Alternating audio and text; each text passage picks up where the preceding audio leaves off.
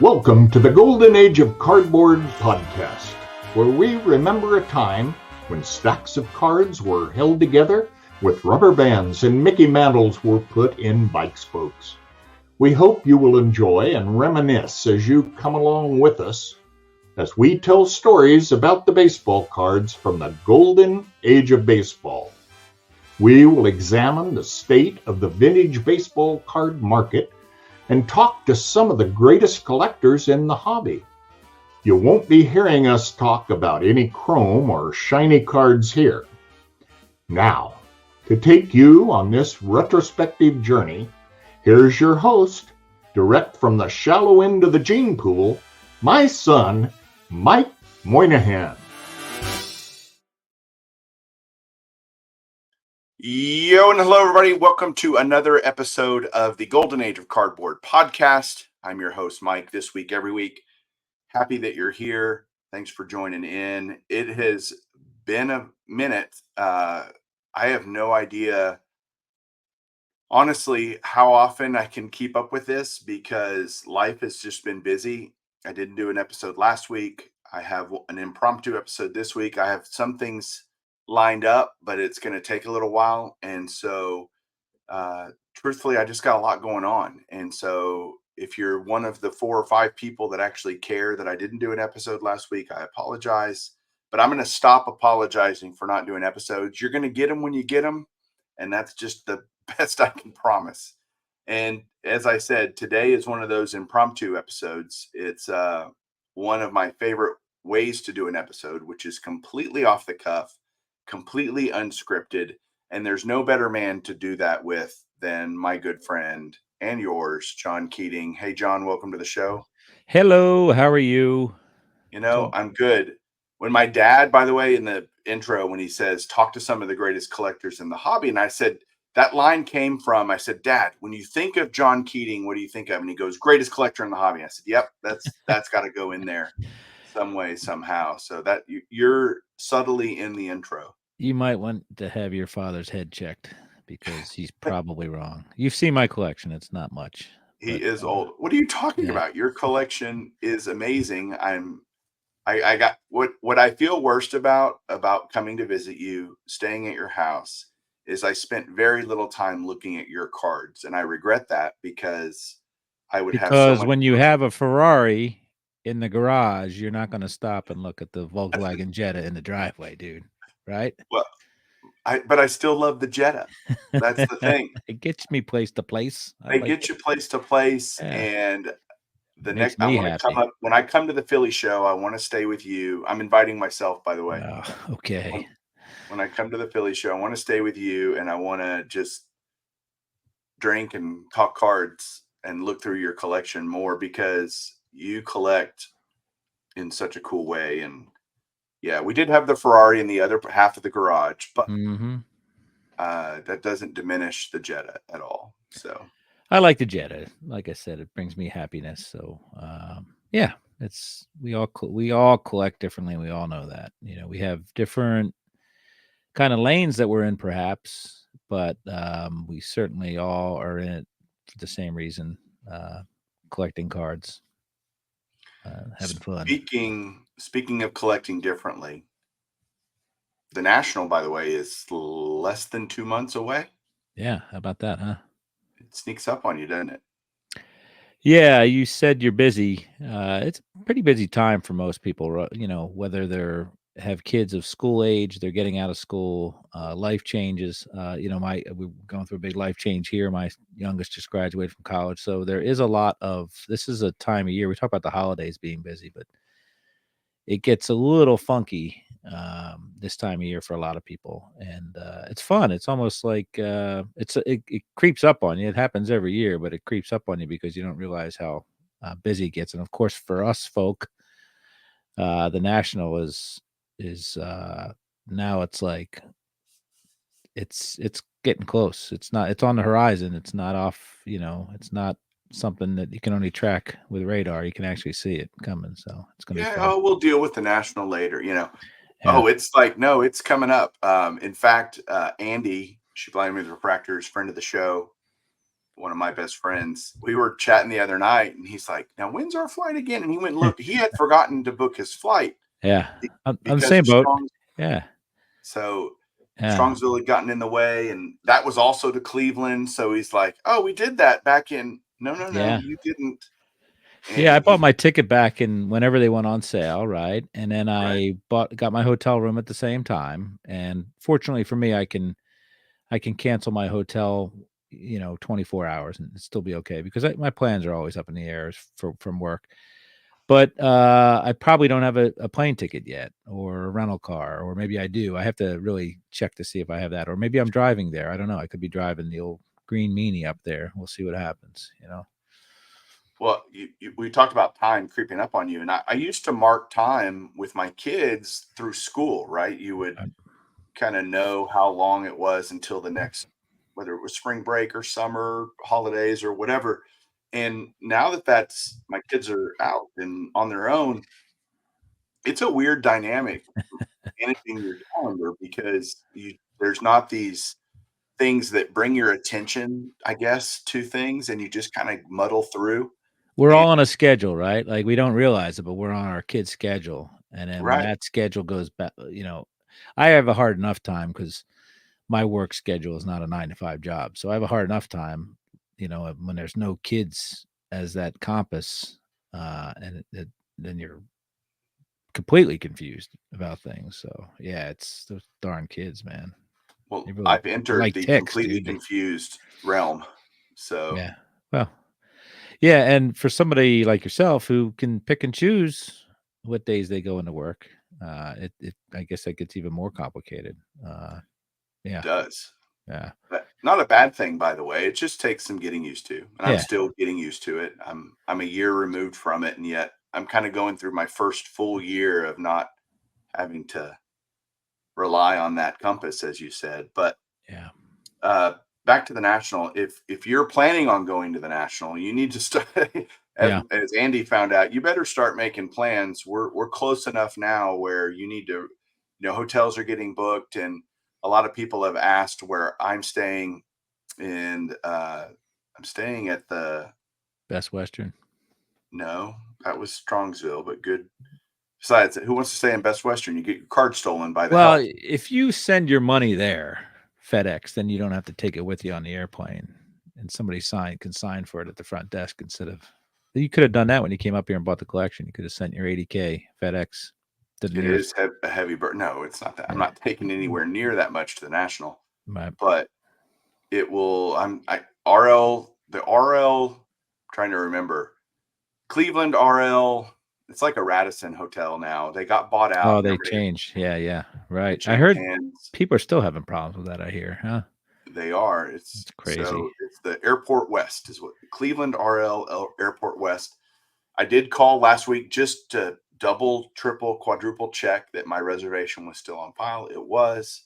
So I'm good to go there, but nothing's close. I'm definitely gonna have to drive there every day to the show, There's which is something in the T's and C's, right, that we miss, and part of that T's and C's said, "Hey, if we just sell out to somebody else, your reservation may or may not be honored," right? yeah, So, exactly. we're so as consumers, there's so much going against us. It's amazing that we are able to get up and put our pants on every day with all the forces against us. But, yeah, that didn't happen to you, but happened to other people, which is Well, if it unfortunate. happened to me, I just caught it and fixed it Ah, gotcha. relatively quickly.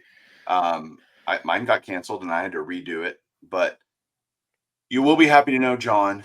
I know how much you love social settings and intermingling with large crowds, but we are going to be doing the get together for content creators slash followers of different shows and whatever. We're going to be having that again.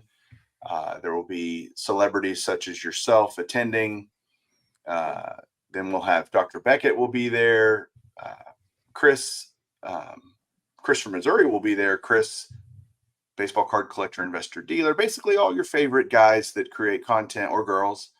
And they'll all be there. We will have a great time. That'll be Thursday night of the show. The location has yet to be determined. I'm actually trying to work with the National on doing it somewhere inside the IX Center because trying to coordinate getting somewhere else, everyone getting somewhere else feels problematic. But I was with Dr. Beckett the other day at the Dallas show. I say the other day, it was like a week and a half ago, but um, he mentioned he cautioned to be careful, because if it becomes a national event, it loses a lot of the intimacy. I mean, the reality is we only want people to come that want to hang out with us, Right. that we don't want it to be just random Yeah, you make members it of too the public. easy. You make it too easy and too convenient for some.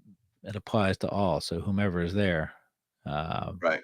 could, and it's not an exclusive event, but It's not. it's meant to be part of this community, which is still a small part of the hobby. But yeah, that could get hairy, for sure, and it just a really good reason for me to stay away, maybe if it does get hairy. So maybe you guys can pipe me in via closed caption TV just to We'll, be safe for everybody. we'll have some Zoom links set up. You can use one of those if you need it. Who did you talk to the most last year at the Thursday night gathering? Uh, I don't even know if you and I talked at all, but who did you talk to the most? well, the funny thing is, all my close friends, yourself included, I don't need to talk to there, because I can talk to you whenever I want. Right. And so my goal typically at those events is to meet new people that I've never met in person. And like Orlando, I had never met in person Right. until that event last year. So he What and a I guy. grabbed a corner and sat down and Yeah. talked. And that was meaningful to me, because I just love what he does so Such much. a good guy. Yeah. Yeah. Just And incredible. he commented, I remember him saying, God, I wish we had more time, and Right. it's like, it's a few hours long, but still you've got literally hundreds of people there. It makes it difficult to really carve out Yeah. intentional individual time with people. Right. And so I'll spend that, truthfully, all the people I've met, and I'll say hi and all that, but it's to really connect with new people that had never attended, never been to a national, whatever. One year it was Chris from Missouri, 2019, 2020, something or 2021 maybe. He pulled me. I'd never met him, and we sat down and we talked for 30 minutes. Right. And the people that I know that that's what that they're not. I can catch up with them whenever, and Right. so Yeah, for sure, man. uh, Yeah, the people I knew the most in that room are the people I spoke to the least. right. Dr. Jim, yourself, and a couple other folks. So And again, that makes uh, sense. I yeah, hope that doesn't sound rude. It's meant to be even more inclusive. It's meant for right. me to give my time to those who have never had it And I before. think this year will be batshit crazy, because so many people have started to make um, content on YouTube. So many people have, you know, become that the people that were commentators or lurkers. They are like true YouTube personalities now, whether they make videos or not. And you Yeah. and I got to meet a few of those in Strongsville. It's really neat to see, these folks that are making such great content and sharing knowledge. It's great to see them. And Strongsville was just crazy. And I can just imagine uh, Cleveland being 20, 50x that.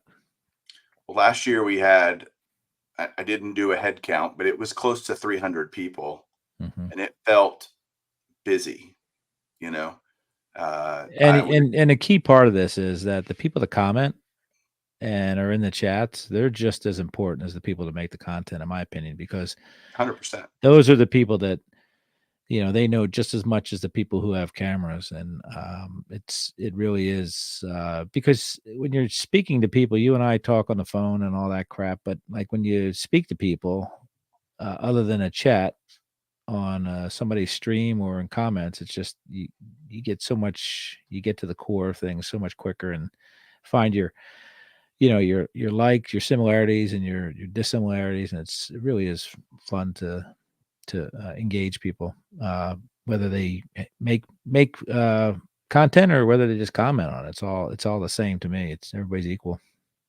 But it changed once we started doing those. It changed the way I watch YouTube.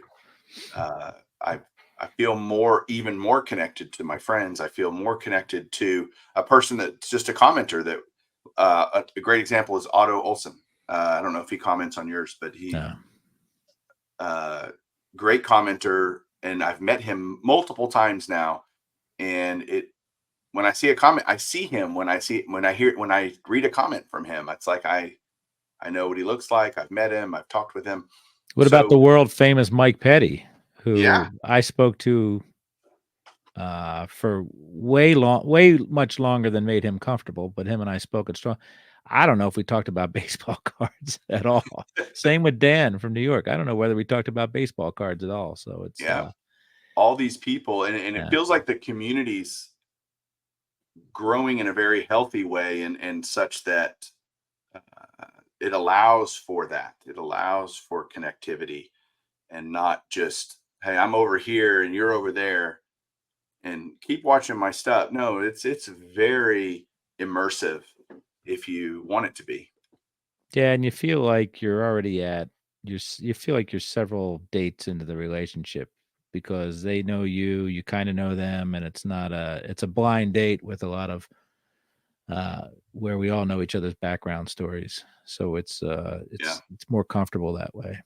Somebody stopped me on the Strongsville floor and said, "You don't know me at all, but I feel like I know you really well." Yeah, it's great, man. and Yeah. that's kind of ultimate compliment. And that didn't bother me at all. We chatted for a while. I saw him several times throughout Strongsville. Did Not hard he to see did people. he mistake you for Brian Boitano? Is that what you're saying, or no? He saw you out on the ice and he's felt like he's watched you his entire life. No, he wasn't watching me ice skate, although that was Okay. funny. By the way, you're my doppelganger. Like, I'm gonna take my hat. Like, we have the same haircut, the same gray beard. Yeah. Uh, It's this is a disguise. This is the like, we Yeah. could be twins. Yeah, and listen, you go to you go to this little shindig you're gonna have, and you count me the bald middle-aged dudes at that event, okay? You and I are not we're the norm. Yeah, we're not We're unique. not the outliers, that's for sure. Dr. Jim invented this look, and we're just following it. So I know, and the reason I want to ask you this question is because you don't collect the way I do, and I think you're going to be able to give me some unemotional perspective and maybe some advice on what I'm thinking about. Really quick here, you may Yeah. not know this, but I'm probably the most emotional person you know, but I will try to be unemotional. How's that? Well, it's about autographs, which Oh, I know is not a huge part of your collection, and it's not something that you know gets you stiff or anything in right. terms of hobby. Mhm. But it's important to me. And I'm actually doing a video about this that'll air the same day this show airs on my baseball collector channel, where I kind of go into it a little bit more. But my simple question for you is, I have the choice of getting some unique items signed by in person at the National by some Hall of Famers. And You're gonna pay Robbie Alomar some money to sign that's something of yours? exactly right. He's actually Okay, number one on the list because his name starts okay. with A. But I went through the pricing, and I have several complaints about the National, but which doesn't preclude me from absolutely loving it. You can not like certain parts of something, and like, you don't love the entire Pink Floyd The Wall album, do you? I absolutely do. Okay. I don't like all the Pink Floyd albums, though, so you can say Okay, that. there you go. Yeah, And so, by the way, Comfortably Numb is a fantastic song. That was your number one thank you. song on a video Yep, you just did, yep, which is that's it. fantastic. None higher, as the kids say. Yes. Pop zero, pop one, none higher. None higher. But the autograph list came out last year. I wanted to throw up, honestly, Last year John. sucked. It was so Chicago-centric, right? It wasn't that. No, I'm talking about this year for Cleveland. Oh, okay. Last year sucked as well, but Well, this year's it's just the prices are so stupidly high, and it's only getting worse. I mean, Alomar, just because you joked about him, you want to ballpark what an Alomar on a card is? How much? let me have it. Don't want to guess. You just want me to tell you? $180. Okay, you're even in the clouds more. He's $93, which I don't know Okay. why $93, but I just that's what it know how is. you tools are, how much you'll pay for that stuff. That's why I said $180. Pedro, who's great. by the way. Pedro Martinez, $197. Let me look at Ripken, something while you're doing this. So you okay. keep going, all right? David Ortiz, $312. Really. Mariano Rivera, Pesos or dollars? $300. That's American dollars, not pesos. Okay. If it was pesos, I would happily pay it. And normally I would say, forget that. I am totally not doing that. I will be patient and find the items that I want signed by other means, wait for one Right. to come up on eBay, which ironically I did. I saw this last week and I went, oh, hell no. And I went and searched specifically for some items that I would otherwise get signed at the National. And I found them for literally half of what it would cost me just to get it done. But there is my custom Perez Steel Hall of Fame pieces that Right. are not on the secondary market. They don't exist anywhere else. To get them done, I did a Randy Johnson private signing not long ago. That was $150 or whatever. And I begrudgingly paid it. I was about to say I happily paid it, but that's not true. I did not happily pay it. I begrudgingly paid it in order to get the item signed. Here's my question. All of that to say, my question is, am I being silly about this? Is it dumb for me to do this? And I want you to be honest, because I really need someone to talk some sense into me if need be.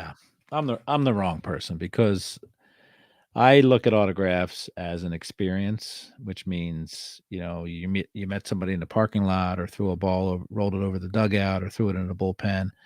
To me, the memories are what matters more than the signatures, right? So I'm curious as to Pedro. Pedro, I think, signed at the Philly show not too long ago. I'm curious as to what the national tax is on Pedro or another player that does more regional shows, and then couple that with how much more it is than a private signing. Because one thing I'm pretty sensitive towards in my business and in my personal life is time. If I have to wait an hour and a half in line for an autograph, I know what I look at my pay stub every week. Even though I'm on salary, it tells me what my hourly rate is divided by 40, even though I work 80 hours. And I look at that as, no, that's not worth it. It's not worth, an hour and a half of my time. So is a private signing cheaper than that sometimes? Because Typically, how yes. how much does that memory really mean to you? If you're at the National and you're in a cattle shoot and all that stuff, how much is that? Is there really, because you had a lot of autographs you've gotten your entire life, and some of them in person, I guess, right at the old ballpark, like they mean more to you probably than a lot of these other. I know they definitely mean more to you than the Whitey Herzog autograph, because your memory, you don't have any memories of that. So, Yeah. yeah, I mean, I'm not an autograph person, and I don't get it. Doesn't mean I'm obviously it's a me thing, not an everybody else thing. But like, I mean, to me, it's all about memories, and what kind of memories do you get out of waiting in line and being shuttled along, right? Excellent point. I'll take it even a step further and tell you I don't want to spend my time in the cattle chute. And so I have a friend that works for TriStar. And so I'm able I pay for my items. They get put in the back, they get signed, they show back up to me signed with a sticker on the back from TriStar that says, yep, this is real. And so there is zero experience in terms of even shaking the hand of the athlete or Okay, taking a selfie or whatever. but None that's of not that. the normal experience at I don't a need that. card show, I right? don't need that.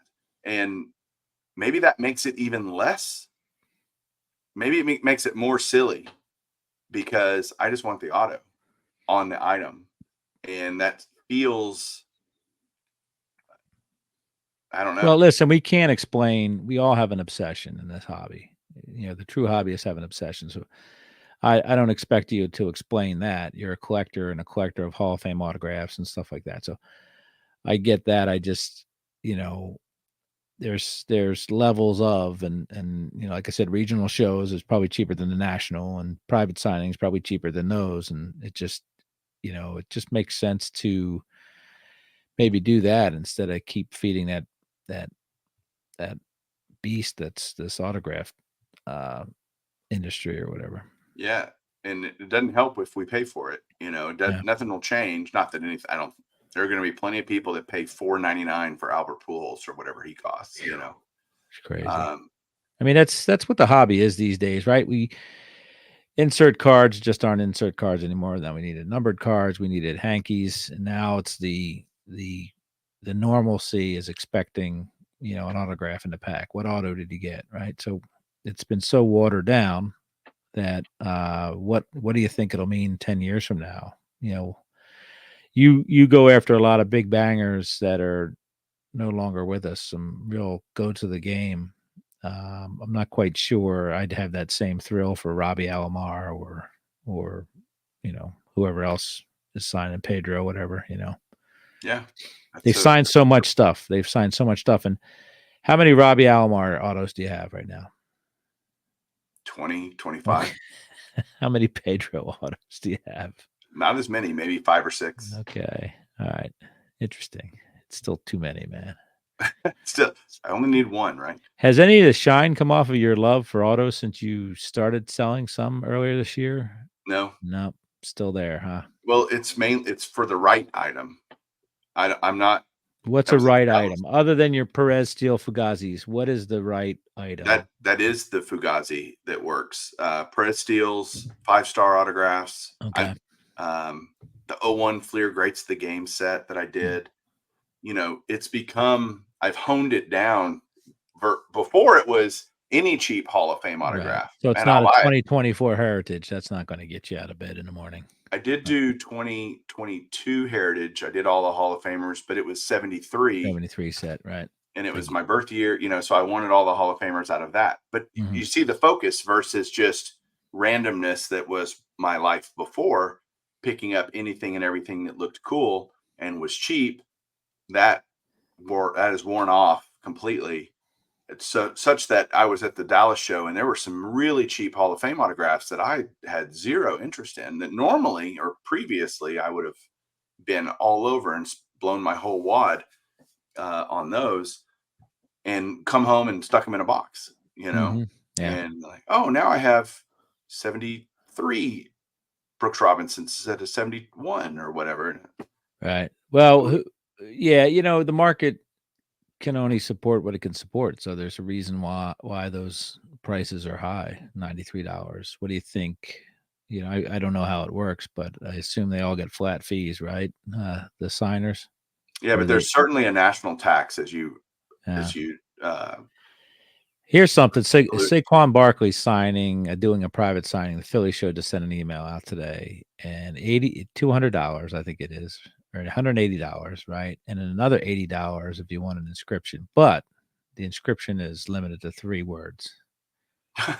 Like, what are they doing? This is Saquon Barkley here, man. It's not Barry Sanders or anybody like that. It's like the people are crazy. And I don't know whether that is, as we know, I don't know whether that's indicative of the people buying the autographs, or it's indicative of the market in perpetuity where 5-10x more stuff gets signed in the back room, shirts and helmets and balls and all that stuff, and just keeps selling and selling and selling. So it almost feels like they try to get to a certain point. I doubt they ever break even on their autos, but it's the the other stuff they sign that they can sell on the open market, which is it's just crazy. I mean, it's hard to believe that well, then again, with you with X25 Roberto Alomar autographs, that's why that market's thriving.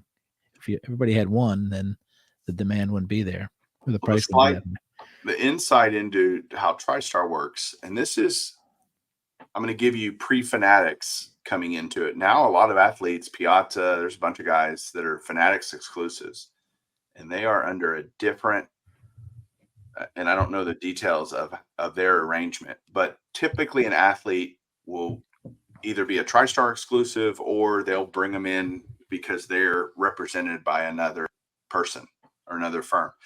And they'll bring them in either on a piece count deal or an hourly deal. Mm-hmm. And so let's say Jeff Bagwell, right? They'll say, all right, Jeff, you're gonna do this show and you're gonna sign 1,000 items.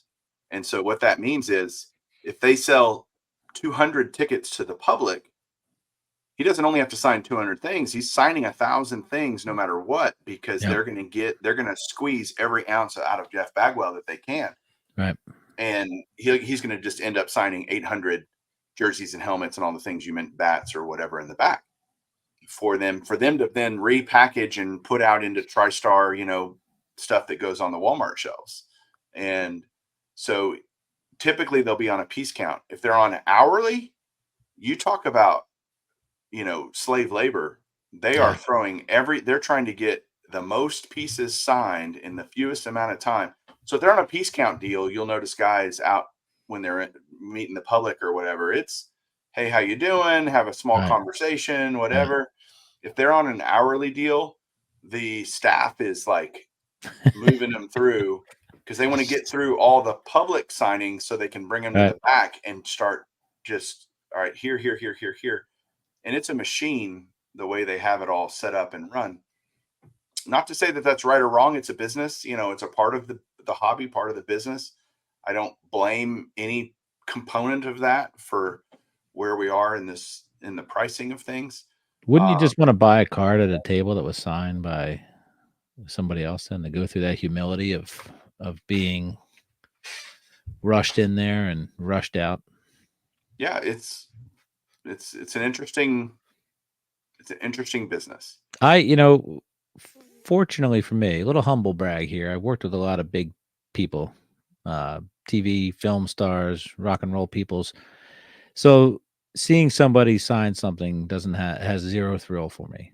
Um, and I've always, even before that, I didn't buy into the autograph thing because of the stories that circulated when I was a kid about Clubhouse Boys signing and all that stuff.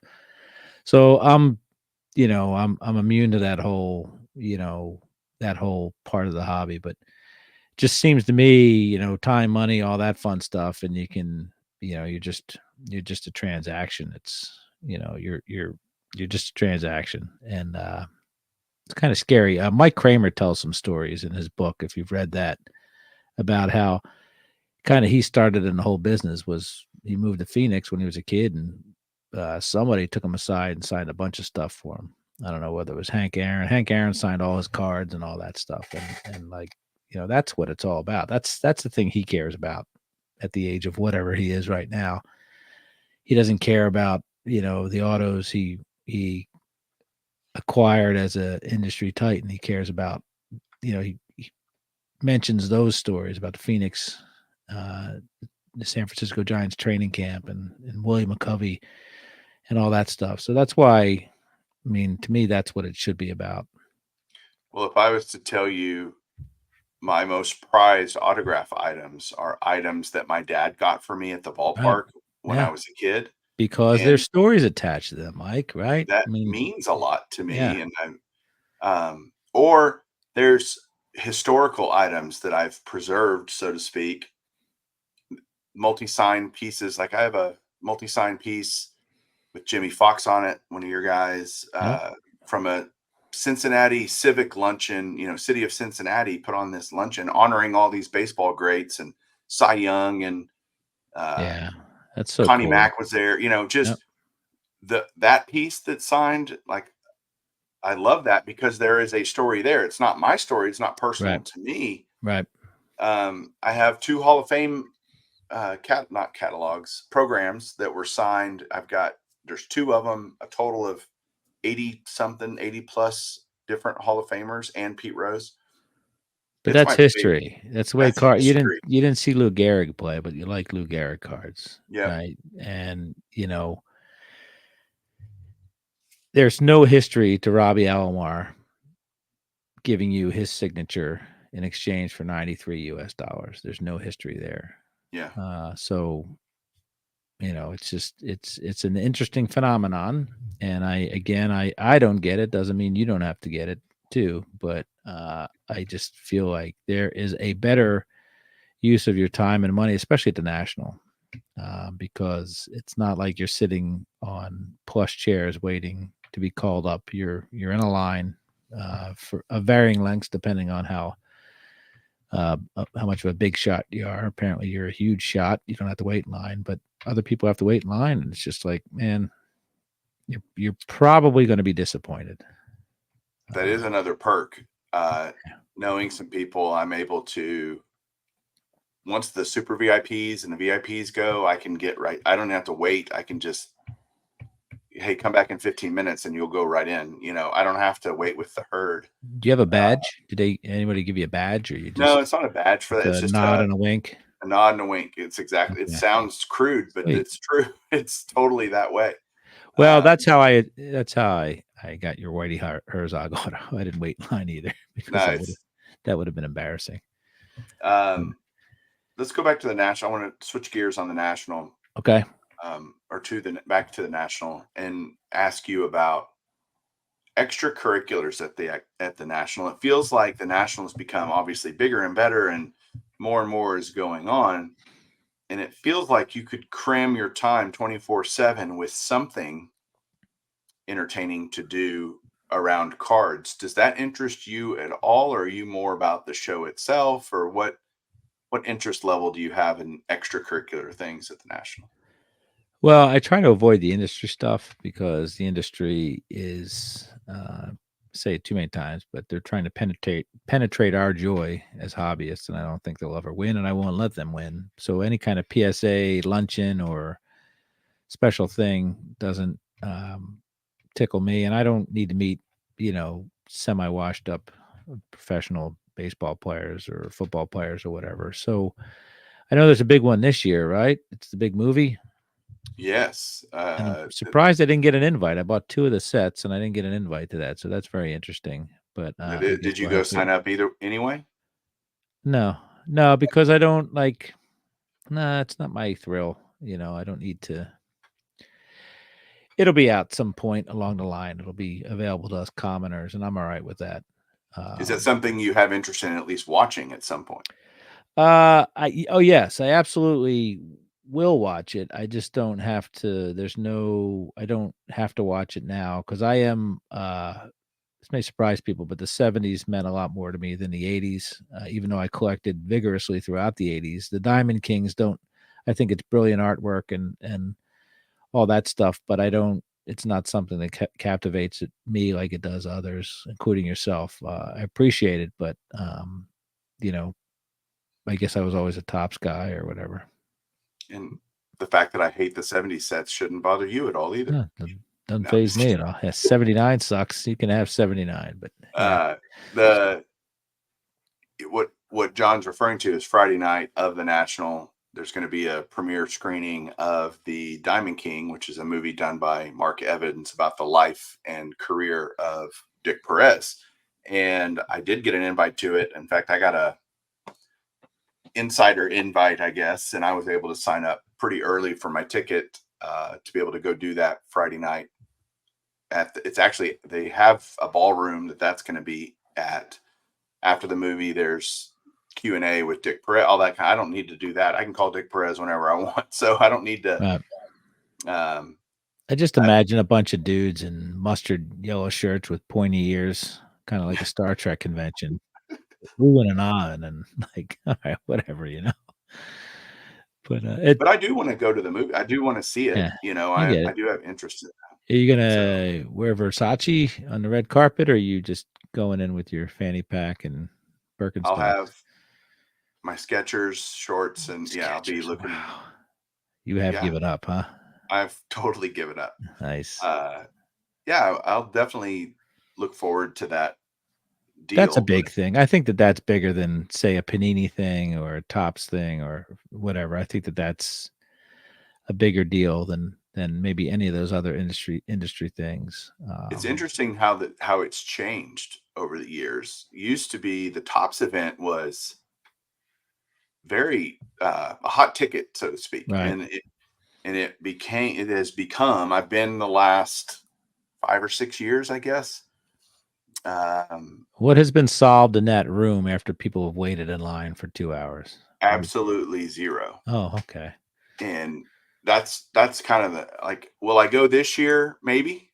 Honestly, they do give you a, like last year they gave away a Corbin Carroll autograph card. They'll probably give away Ellie De La Cruz this year, and since it's in Ohio, and Ellie and rookie card and all that fun stuff, which is, kind of, if you could sell it. I remember 2 years ago, Julio Rodriguez was the card that I got, and it was a national exclusive card, and I got offered $800 for it right after, and I didn't sell it, which is stupid, by the way. I should have sold it, but What would you sell it for now? 50? yeah, I don't, Yeah. not See, 800. you Let's put it that guys. way. Yeah, my needles haven't moved at all since you started talking about the Topps autograph handouts. None of Okay, my needles have moved. man, I gotta get that's what I'm trying to uncover.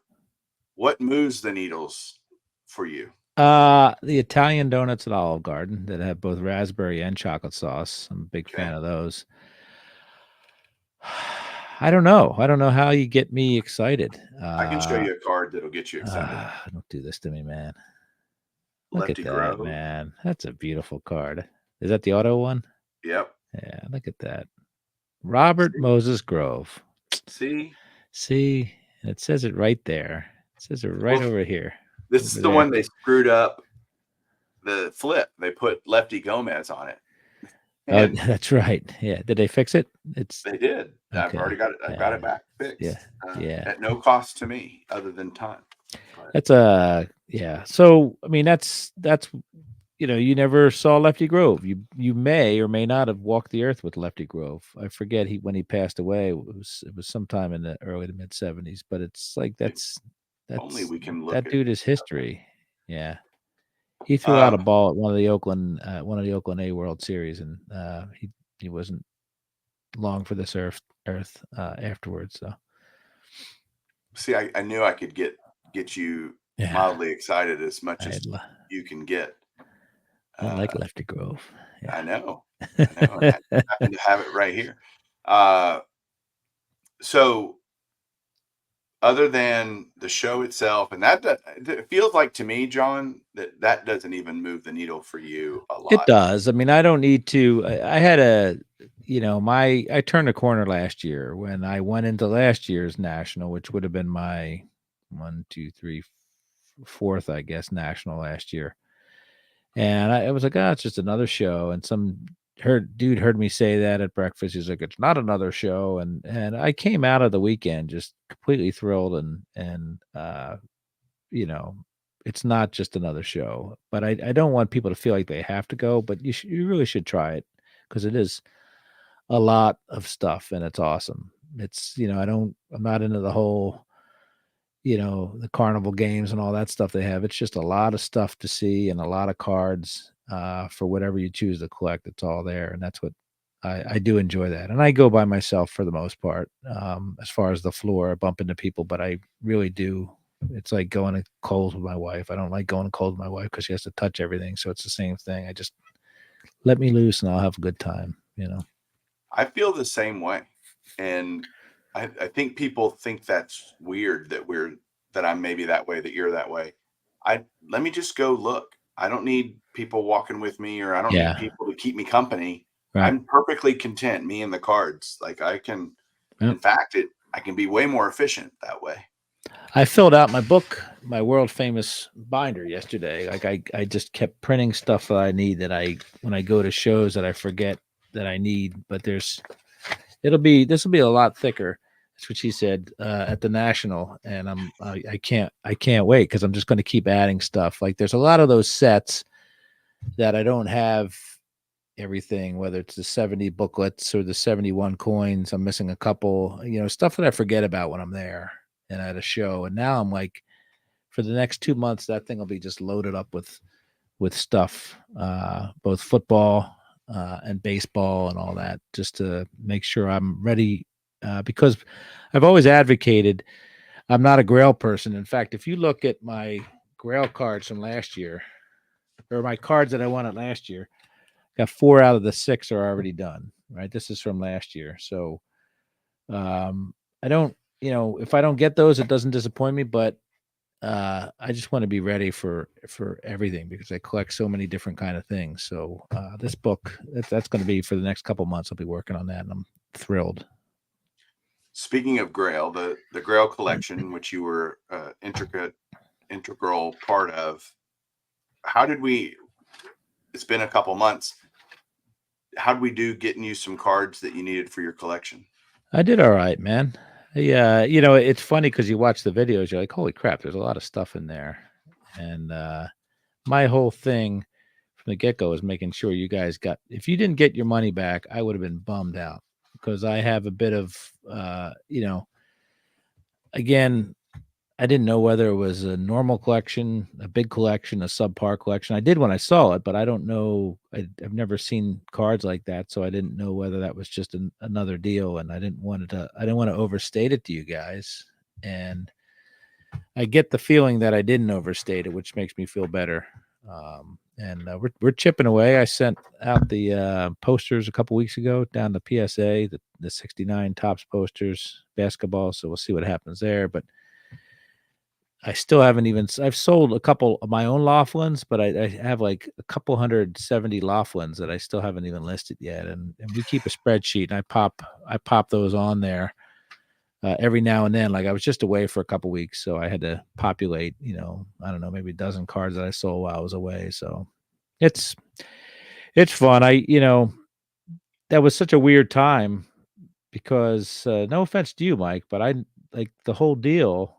I negotiated, right? I had to convince this guy to buy or to sell. Then I had to convince this guy to come up with a price. And then I laughed when I told you and finally gave you his number. And then like within 2 minutes, you called me back and said the deal's done. I was like, well, there we go, man. But I'm in the process right now. I kind of talked to you before we went on air, but I'm in the process right now of with work, trying to sort through some things. And it kind of reminds me of that negotiation because you have to walk a fine line about before, you don't want to push somebody away, but you have to, I always say the secret of success is convincing somebody that your idea is their idea. And that's kind of what it took to get all that done. So it really was quite an interesting time for sure. It's Easiest part was sorting the cards out, right? That was yeah, fun. and Yeah. that's where I'm trying to get to is I feel like, or I hope that coming out of it, you look back and go, man, I'm glad Chris and Mike did okay financially and with their collection. Like my collection's taken a whole nother leap forward. Right. But what's important to me as your friend is I got as much joy out of you filling up your 60 Fleer set or, Right. the football cards you were able to Yeah. acquire. Like, do you feel like as you've now looking back, like, yeah, I was able to do some projects that was a whole lot of fun for me. Yeah. I enjoy the heck out of the cards, and I'm a little bit different than most, where every card to me is essentially, for the most part, equal value as far as how much I like them. I know that sounds dumb, but I don't. I'm very leery of having money get in the way of the joy of my hobby. So that was kind of the internal battle I had with this collection. Was I don't, and I wanted to kind of step back and remove myself from some of that. There was a lot of, there was a lot of very expensive cards in there, and I didn't want that to drive anything because I don't want the joy. And I'm not saying that would happen to you. It's just the way I am. I don't want the joy, or, kind of take a hit because of money situations. So we try to kind of stay out of everybody's way. Obviously, Chris had the most business experience with cards than we did, but you both handled it well. And, you know, my cards, the cards I have are in there. They're in there. They're in with all their other buddies. So that's where they belong forever. So In with all their other buddies. I yeah, they're love there. Yeah. Everybody's spooning up in the boxes. I love it. So yeah. Someday maybe you can come over and look at my collection. try. I want to. Uh, well, I Dude, you were appreciate like this, man. You came down the stairs, you're like, "Ooh, where's the stuff?" And then bam, you were gone. Meanwhile, I got Joe's fingerprints all over my crap. I'm still trying to get off. right. Yeah. I did have a little bit of a vested interest in the Ferrari. And Yeah, so I get it, man. making sure Uh, that worked out. But I do appreciate your friendship. Thanks for coming on the show again today, and the randomness that always is the definition of a Mike and John shooting the yeah, bull session. So yeah. I mean, you and I don't lack opinions, so yeah. Hopefully, we don't get raked over the coals because I don't like Robbie Alamar's autographs. So we'll see what it's happens. okay because I do, and that see, it's the yin and the yang, right? I want to be clear. If you see me at the big YouTube get together, please approach me. I'm not. I won't bite. I look like I do have a Philadelphia resting bitch face, but it's just a defense mechanism. I'm not really that bad. Yeah. And then check your stopwatch. I'm usually about 90 seconds in. You'll probably get sick of hearing me talk about something. So just put yourself on a timer, and we should be friends forever, I would think. All right, guys. Thanks, John. Thanks everybody for listening and watching on YouTube. We'll catch you guys next week, maybe for another episode. Keep collecting. There you go.